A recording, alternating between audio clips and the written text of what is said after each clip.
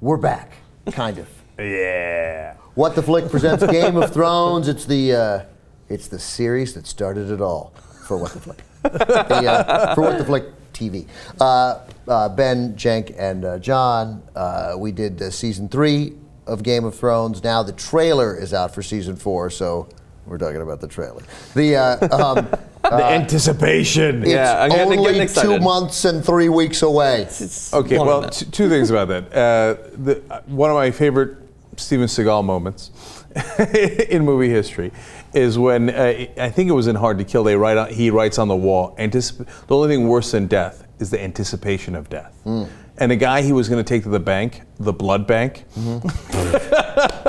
it scares the hell out of him. The only thing better than both football and Game of Thrones is the anticipation of football and Game of Thrones.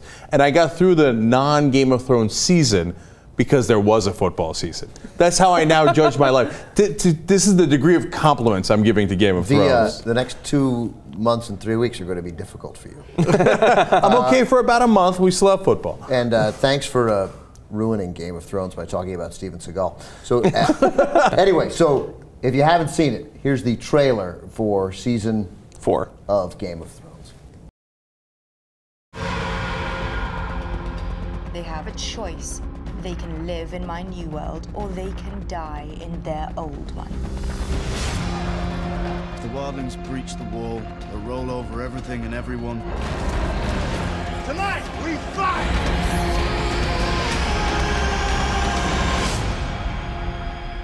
If you want justice, you've come to the wrong place. God, okay, now that I've seen that twice, I'm not twice as excited. I'm 10 times as excited. Because as they were showing, as I watched the full trailer, I was thinking, Game of fucking Thrones, Game of fucking Thrones. If you're looking for justice, you've come to the wrong place. The wrong place. That's a great line. Okay, and when the guy, and look, you know how great a series is when you've got a new character, because old characters you've already come to love. But when you trust the series so much, or hate, right?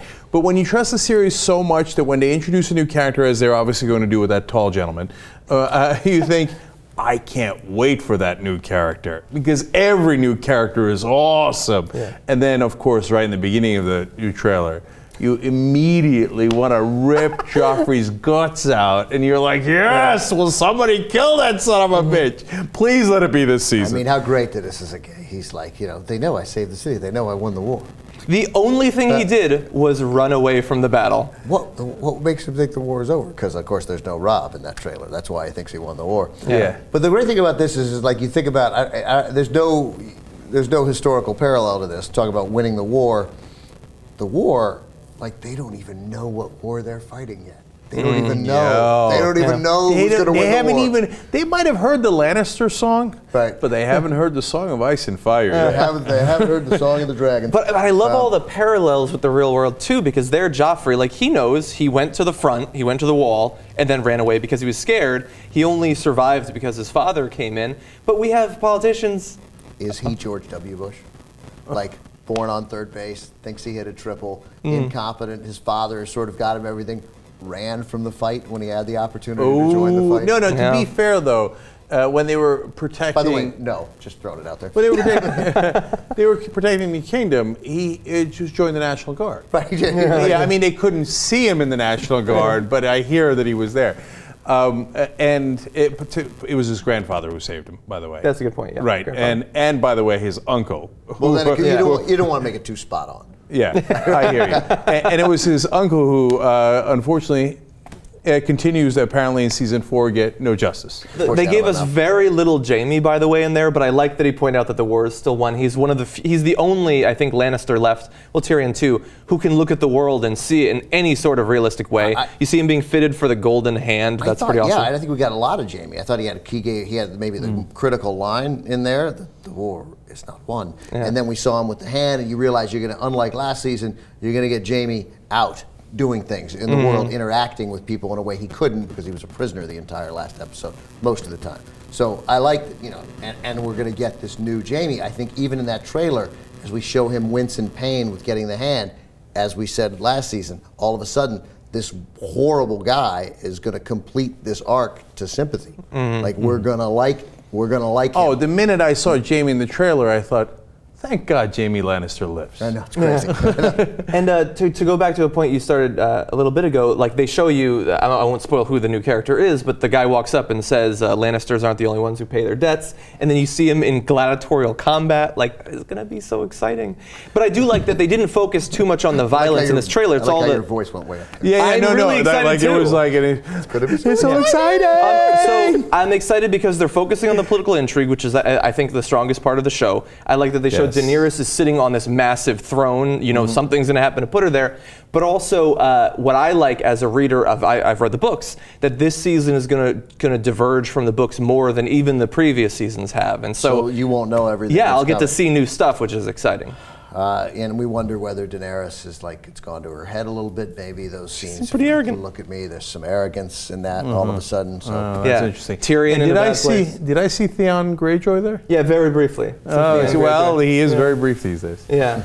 Yeah, there's so many great quotes. I mean, the Red Lady, the only hell is the one that we live in now. Right. Like, I mean, especially of that world. Very true. No, but you nailed it. The one quote that made me hardest was,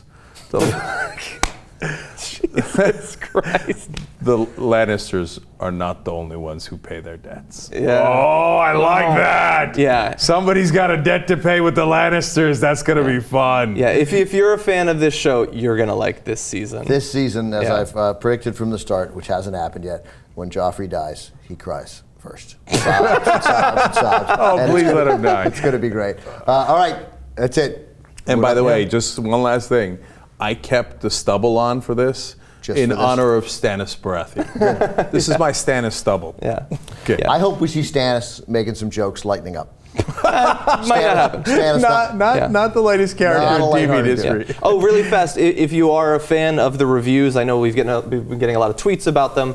I think we're going to be doing some stuff in the run-up to it, the weeks before the premiere of the season. Right. And coming up in the weeks ahead, reviews of True Detective on HBO, which you will love. Great, the Woody Harrelson, Matthew McConaughey I've got to record it. Girls Looking, which we're affectionately referring to as Gay Girls, correct, I believe. And Walking Dead will be back in a couple weeks. Walking Dead is back in a couple weeks, and we're trying, and we think we can get the Americans in as well.